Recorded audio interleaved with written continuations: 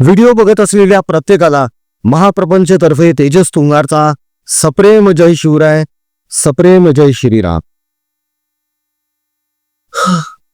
मित्रांनो, आपल्या देशामध्ये जातीपातीचं विष कालवणारे नेते अजिबातच कमी नाही. महाराष्ट्रामध्ये एक खूप ज्येष्ठ नेते आहे ज्यांच्यावर सातत्याने आरोप केला जातो की यांनी महाराष्ट्रामध्ये जातीपातीचं विष पसरवलेलं आहे. म्हणजे ब्राह्मण आणि ब्राह्मणेतर, मराठा आणि धनगर अशा अनेक जातींमध्ये विष कालवलं गेलं. यामध्ये मग नंतर आता ह्या ज्येष्ठ नेत्याचं नाव म्हणजे शरदचंद्र पवार साहेब. असं म्हणतात की यांनीच एक बाबूला उभा केला ज्याचं नाव मनोज जरांगे पाटील. या मनोज जरांगे पाटील यांनी सुद्धा तोच कित्ता गिरवला. आपल्या सुरुवातीच्या भाषणांमध्ये मंचावरून हातात माईक असताना ओरडून ओरडून मनोज जरांगे असं बोललेले आहेत, लायकी नसलेल्यांच्या हाताखाली आम्हाला काम करावं लागलं किंवा काम करावं लागतंय आणि म्हणून आता आम्हाला आरक्षण हवंय. लायकी नसलेले म्हणजे काय? स्पर्धा परीक्षा देऊन अभ्यास करू जे लोक पदांवर पोहोचलेले आहेत त्यांची लायकी नाही असं जरांगेंना म्हणायचंय का? जातीपातीचं विष कालवण्याचा हा प्रकार नाही का? आणि जेव्हा छगन भुजबळ यांनी यावर पलटवार केला तेव्हा जरांगे बोलले, मी असं बोललोच नाही, दाखवून द्या मी असं कुठं बोलले. अहो व्हिडिओ तुमचे. शरद पवारांचं तर कायच बोलावं बाबा. एका कार्यक्रमामध्ये पुणेरी पगडी नको, आता फुलेंची पगडी वापरूया असं बोलले. फुले पगडी वापरतच नव्हते, फुले पागोट वापरायचे याचा खुलासा जेव्हा भाऊ तोरसेकर यांनी एका न्यूज चॅनलच्या पॅनलवर केला तेव्हा सगळेजण अवाक झाले होते. आणि यावर आता काय बोलावं हे कोणालाच सुचत नव्हतं. अशा गोष्टी फक्त महाराष्ट्रातच होत आहेत का? नाही, देश पातळीवर ह्या गोष्टी सुरू आहेत. आणि देश पातळीवर जातीपातीचं विष कालवणारा सगळ्यात मोठा अजगर म्हणजे पप्पू राऊल विंची. हो, तोच तो ज्याला अमेरिकेमध्ये ड्रग्सच्या आरोपाखाली पकडण्यात आलं होतं, शिक्षा झाली होती आणि तत्कालीन प्रधानमंत्री श्री स्वर्गीय अटल बिहारी वाजपेयी यांच्या विनंतीवरून त्याला सोडण्यात आलं होतं. नाही तर आजही हा पप्पू अमेरिकेच्या तुरुंगवासात असता. भारतात आल्यानंतर यानं काय केलं? जातीपातीचं विष कालवायला सुरुवात केली. कुठलंही भाषण असो, हातात माईक आला की समोरच्याला हा माणूस विचारत बसतो, तुझी जात कोणती, तुझी जात कोणती, तुझी जात कोणती. एकीकडे हा माणूस म्हणतो की देशामध्ये जातीपातीवरून राजकारण व्हायला नको, यामुळे देश डिवाइड होतो. आणि दुसरीकडे हाच माणूस प्रत्येक वेळी जातपात जातपात यावरच बोलत असतो. काही पत्रकारांनी, विद्यार्थ्यांनी यांची एक मुलाखत घेतली. या मुलाखतीमध्ये सुरुवातीला यांनी आपलं प्रगाढ ज्ञान पाजळलं की देश कसा विभागला जातोय, देश कसा डिवाइड होत चाललाय जातीपातीमुळे, असं व्हायला नको, तसं व्हायला नको. नंतरची क्लिप जेव्हा बघाल तेव्हा तुम्हाला स्वतः जाणवेल की हा माणूस किती विषारी आहे आणि हाच कसं जातीपातीचं राजकारण करतोय. ती व्हिडिओ क्लिप आम्ही तुम्हाला दाखवणारच आहोत. मात्र त्या अगोदर एक छोटीशी विनंती तुम्हाला करायची आहे मित्रांनो. नुकत्याच झालेल्या अपघातामुळे तब्येत अजूनही पुराणी तशी सुधारलेली नाहीये. प्रगती आहे, झपाट्याने होतीये प्रगती. तुमच्या आशीर्वादाने, प्रभू श्रीरामाच्या कृपेनं लवकरच पूर्ववत होईल सर्व काही. पण तरी सध्या बोलताना थोडा थकवा जाणवतो, जिभेला थोडा त्रास होतो बोलताना, कारण फटका बसलेला आहे. पाठीची हाडं मोडलेली आहेत, बसता येत नाही, बेल्ट लावलेले आहेत. असो, हरकत नाही, सहन करावंच लागतं. तुमचं दुःख तुम्हाला सहन करावं लागतं, दुसरं कोणी सहन करू शकत नाही. सांगण्याचा मुद्दा एवढाच आहे की जर कुठे काही अडखळलं तर कृपया सांभाळून घ्या. मित्रांनो, या दरम्यान व्हिडिओ जरी बनत नसले तरी ऑनफिल्ड काम चालूच होतं. कारण माझा स्वभाव असा आहे की मी स्वस्थ बसूच शकत नाही. सोबत मित्र घेतो, सहकारी घेतो आणि बाहेर जातो, जे जायचो. मग कधी या हॉस्पिटलला चक्कर मार, कधी त्या हॉस्पिटलला चक्कर मार, आपल्या नेहमीच्या गव्हर्नमेंट कॅन्सर हॉस्पिटलला चक्कर मार, अशा चक्रा चालूच होत्या. या दरम्यान एक गोष्ट लक्षात आली की गव्हर्नमेंट कॅन्सर हॉस्पिटलमध्ये ज्या रुग्णांवर उपचार होतात ते निकषांमध्ये बसणारे रुग्ण आहेत. मात्र ज्या रुग्णांवर उपचार होत नाही ते निकषांमध्ये बसत नाहीत आणि पर्यायानं त्यांना प्रायव्हेट हॉस्पिटलला जावं लागतं. खेड्यापाड्यातून आलेले हे गोरगरीब रुग्ण कॅन्सर सारख्या दुर्धर आजाराला फाईट देत आहेत. उपचाराची किंमत किती मोठी, लाखांमध्ये असते, हजारांमध्ये असते. तितकेच पैसे औषधांना लागतात. ज्यांच्या नातेवाईकांकडे 2 वेळची खायची भ्रांत आहे, निवाऱ्याला ज्यांच्याकडे स्थान नाही, जे हातगाडीवर झोपतात, रात्री हॉस्पिटलच्या पायऱ्यांवर झोपतात, रस्त्यावर झोपतात. किती दयनीय अवस्था आहे. माणूस म्हणून आपण यांच्यासाठी काहीतरी करावं अशी मनापासून इच्छा निर्माण झाली. म्हणून प्रभू श्रीरामाच्या आशीर्वादाने, कृपेने आणि प्रेरणेने आम्ही एक निर्णय घेतला की ही निकषांमध्ये न बसणारे जे रुग्ण आहेत त्यांच्यासाठी काहीतरी करूया आणि त्यांच्या नातेवाईकांसाठी ऊन, वारा, पाऊस, थंडी यापासून संरक्षण होऊन 2 वेळचं अन्न मिळेल एवढी सोय यांच्यासाठी होऊया. खर्च मोठा आहे. आम्ही आमच्या परीनं आम्हाला जेवढं जमतंय मित्रमंडळी मिळून कॉन्ट्रीब्युशन्स करून आम्ही करत आहोत. पण नाही जमत, तेवढा निधी जमत नाहीये. म्हणून वेळोवेळी आवाहन आहे मित्रांनो, तुम्हाला जे शक्य आहे या ईश्वर सेवेसाठी, या रुग्णसेवेसाठी कृपया दिल्या गेलेल्या जीपे, फोनपे क्रमांकावर योगदान पाठवून निश्चित करा आणि यांना दाखवून द्या की माणुसकी अजून जिवंत आहे आणि आम्ही तुमच्या पाठीशी आहोत. धीर खचू देऊ नका. कॅन्सर सारख्या आजारावर सुद्धा मात करता येते. मित्रांनो, आता आम्ही तुम्हाला एक क्लिप दाखवणार आहोत राहुल गांधींची. ती आवर्जून बघा, त्यातला शब्द न शब्द नीट ऐका, म्हणजे मग तुम्हाला लक्षात येईल की हा माणूस खरंच म्हटलं तर देशासाठी कॅन्सर आहे. आपले हे जे कॅन्सरग्रस्त रुग्ण आहेत ना, यांच्यावर औषध उपचार करून आपण यांना बरे करू शकतो. पण राहुल गांधी नावाचा कॅन्सरवर इलाज नाहीये.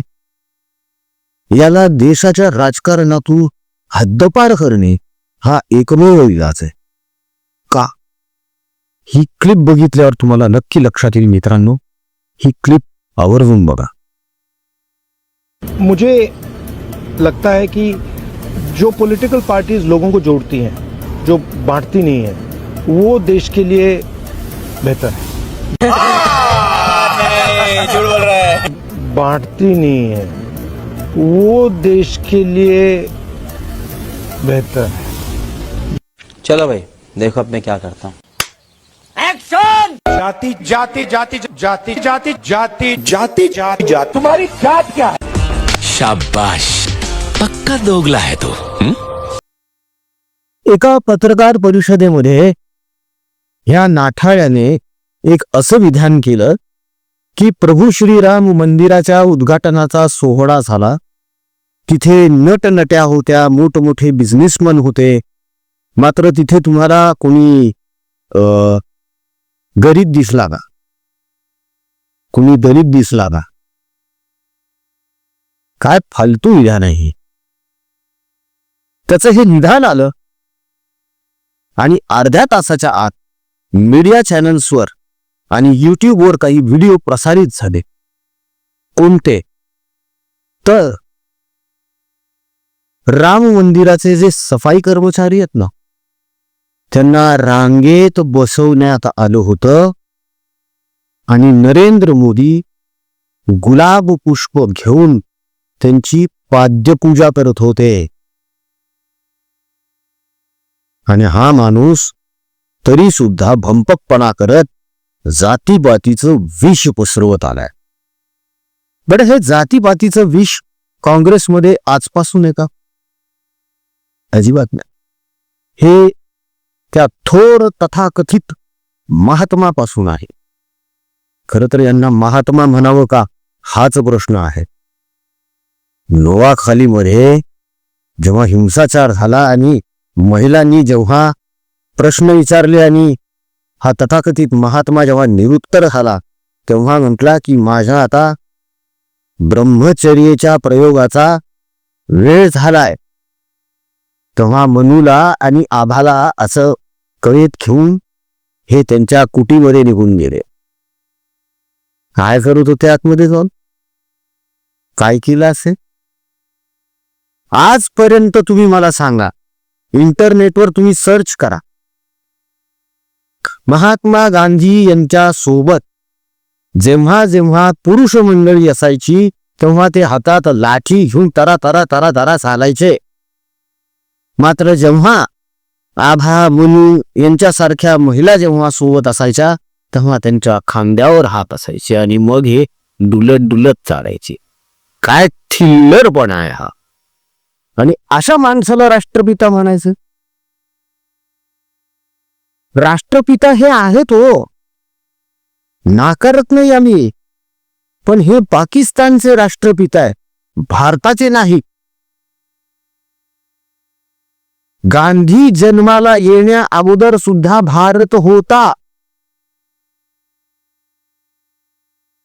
पाकिस्तान हा गांधींच्या जन्मानंतर निर्माण झालाय, म्हणून पाकिस्तानचे राष्ट्रपिता आहेत ते, भारताचे नाही. जबाबदारीने विधान करतो. एखाद्याला केस करायची असेल तर करू शकता. टेक्निकल उत्तर आम्ही याचं देऊ कोर्टामध्ये. जातीपातीचं विष. स्वातंत्र्यवीर सावरकर आणि बापू यांच्यामध्ये जेव्हा भेट झाली तेव्हा हरिजन आणि बहुजन यावर किती मोठा वाद झालाय. आणि सावरकर तेव्हा बापूंना हे सांगून निघाले की बापू, तुम्ही जात्यांध आहात आणि तुमचं माझं पटणं शक्य नाही, आपले विचार जुळत नाहीत. आणि मग सावरकर तिथून निघाले. आणि हे तेच सावरकर आहेत ज्यांनी बहुजनांसाठी मंदिर ओपन केलंय. पतित पावन मंदिर आजही तू दर्शन घेऊ शकता.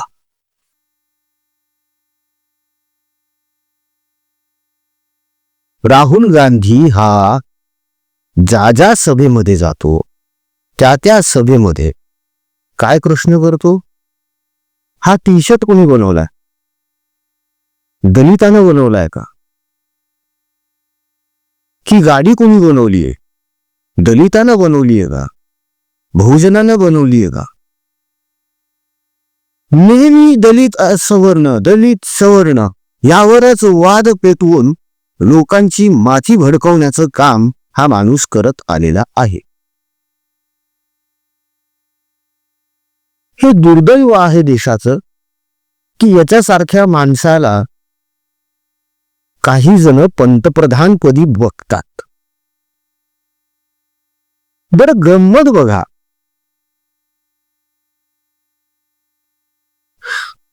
पंडित नेहरू, त्यांची पोरगी इंदिरा नेहरू, तिचा नवरा फिरोज खान गँधी, गांधी नाही हा, गँधी, डॉक्युमेंट्स आहे, नॅशनल आर्काइव्ह्ज मध्ये आहे, आम्ही चेक करून आलेलो आहोत. GANDHY गँधी. आता यांची पिलावळ पुढची इंदिरा गांधी, राजीव गांधी, संजय गांधी, मनेका गांधी, वरुण गांधी, राहुल गांधी, प्रियंका गांधी.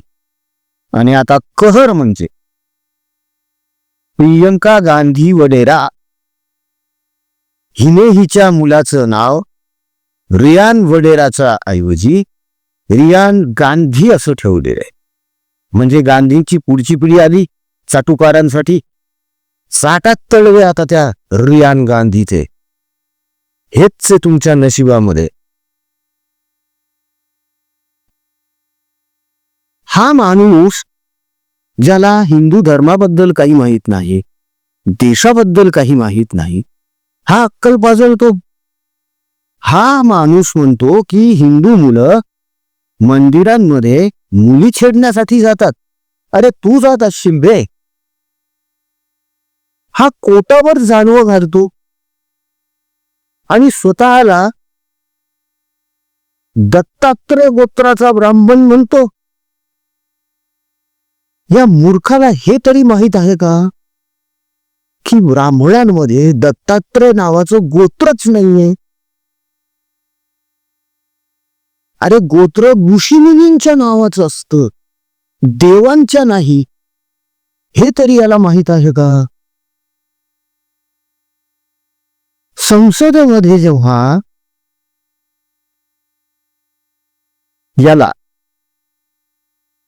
याची जात विचारली तेव्हा ह्याच्या अंगाचा तिळपापड झाला. सटपटला हा, आग बुबुला झाला, अख्खी काँग्रेस खवळली. असं कसं करता तुम्ही? राहुल गांधींची जात विचारण्याचा तुम्हाला अधिकार काय? व राहुल गांधींना काय अधिकार आहे इतरांची जात विचारण्याचा?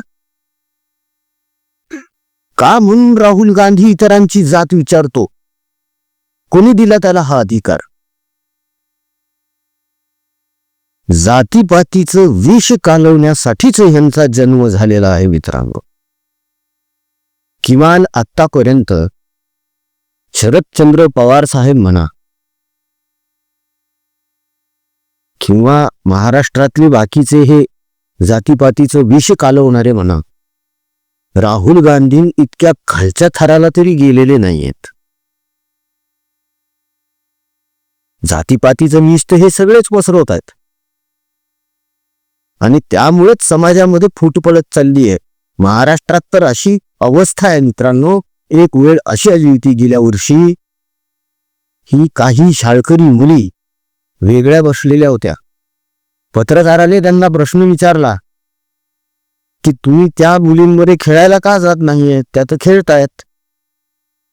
तर त्या गरीब बिचाऱ्या पोरी असं बोलल्या की नाही त्या आम्हाला खेळू देत नाहीये कारण आम्ही त्यांच्या जातीच्या नाहीये. त्या आम्हाला म्हणतात की तुम्ही आमच्या जातीच्या नाही, तुम्ही आमच्यासोबत खेळू नका. विचार करा, शाळेच्या गेट पर्यंत पोहोचले हे विष. कितपत ऐकायचं या लोकांचं हो. आणि अशा माणसाला पंतप्रधान पदाचा चेहरा बघणारी लोक किती मूर्ख बावळट असतील याची कल्पना करा. पप्पू राहुल गांधी नाही, पप्पूला पंतप्रधानपदी बघणारे पप्पू आहेत. राहुल गांधी पंतप्रधान व्हावा ह्या देशाचा अशी मनीषा बाळगणारे किंवा स्वप्न बघणारे हे खरे देशाचे पप्पू आहेत.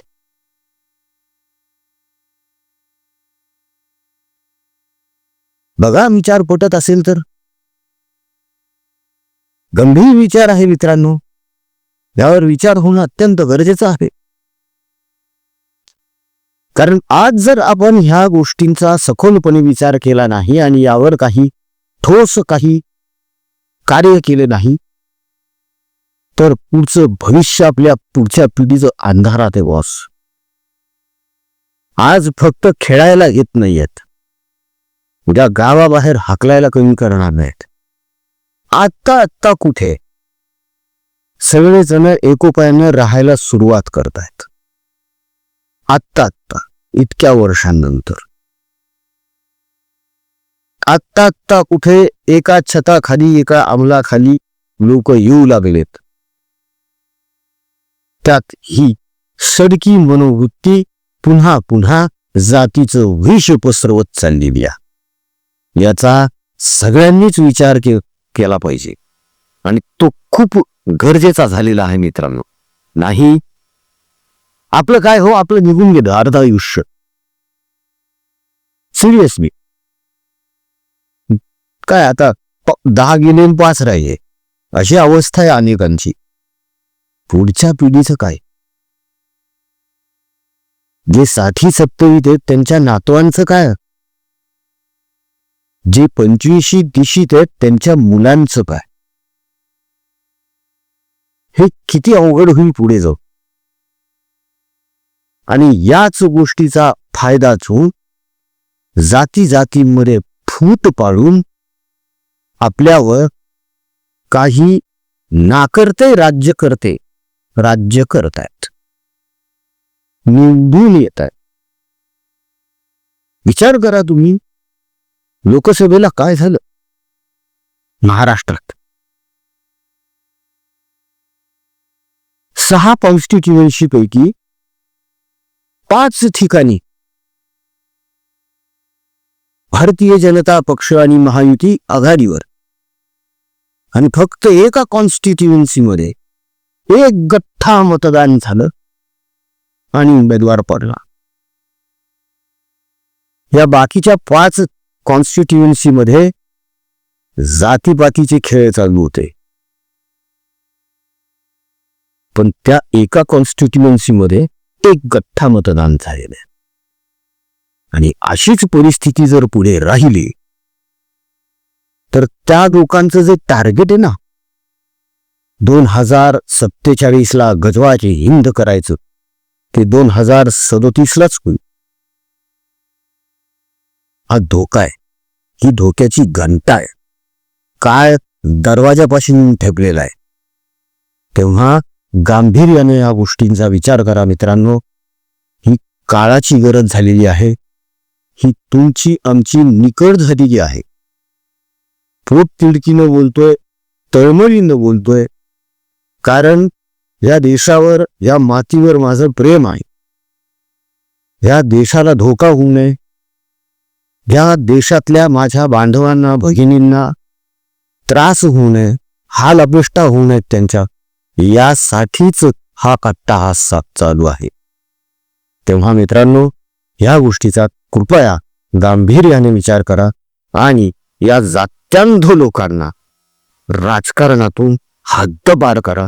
हाच एकमेव पर्याय आहे, हा कॅन्सर समूळ नष्ट करण्याचा.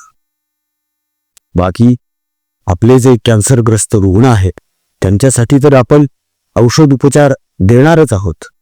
त्यांच्या नातेवाईकांसाठी सुद्धा शेल्टर बांधून 2 वेळच्या अन्नाची सोय करून ऊन वारा पाऊस थंडीपासून त्यांचं रक्षण आपण करणारच आहोत.